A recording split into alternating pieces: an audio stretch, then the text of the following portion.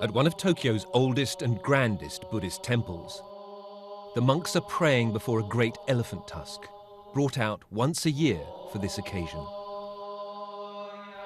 Sitting nearby are the leading figures in Tokyo's ivory industry.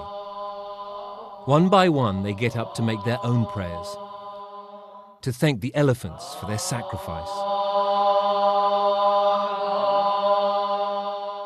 It may sound like a contradiction, but these people say they are conservationists and that Japan is a model of how to use ivory sustainably. Japan's ivory traders don't like journalists. Mr. Kitagawa and Mr. Okuma have agreed to meet me reluctantly. On the table, one of Mr. Okuma's tusks, bought legally in a CITES auction. He wants more auctions so he can replenish his stocks. だから今アフリカに全土に約50万トンの象がいるというような推定されてますよね。はい、そのうち2から 3% が死んでいくと、やっぱり40トン50トンの牙が毎年退化していってるわけですよ、原産国で。But there is something very strange about Japan's ivory industry. It is the only place in the world where legally registered stocks are going up. Last year, more than 2,000 tusks were registered with the government. So where are they coming from? そのタスクはどこから ?2000 タスクたくさん。じゃあそれにさっきの田中さんが言った2000トンのうちの2000本なんだよ。みんなのうち中に。そうそう、みんな相続の財産ですね。これアンダーグラウンドにあったやつですよ。みんな縁の下にあったやつ。お父さん、おじいさん、おばあさん持ってて、ぶつけるから足痛いから行っちゃうと。いうものなの。So according to the government's own statistics, over the last 6 years, more than 8,000 tusks have been legally registered here in Japan. According to the industry and the government, there's nothing surprising about this. It's just part of the vast amount of ivory that was imported into Japan prior to the 1990 ban.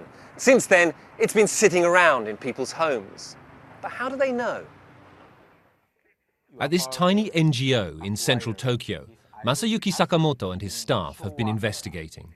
And what they've found is worrying. The ideal circumstances for illegal traders, there is a legal market, can be used as cover, as you said, and very weak legislation system to make it difficult to identify, differentiate the illegal one and legal one. And Japan is just a case. Mr. Sakamoto's staff telephoned 37 Tokyo ivory dealers, offering to sell a tusk acquired after the 1990 ban. Almost all of them agreed to help, including Mr. Kitagawa. This is a recording of one of his staff. So he recommends you should say, my father obtained the ivory tusk in Showa era. It means over 25 years ago. So he's advising her to lie. Many young Japanese want this country to follow China and outlaw the ivory trade completely. But the government is refusing to budge, sticking to the belief that its deeply flawed system of ivory regulation is working just fine. Rupert Wingfield-Hayes, BBC News, in Tokyo.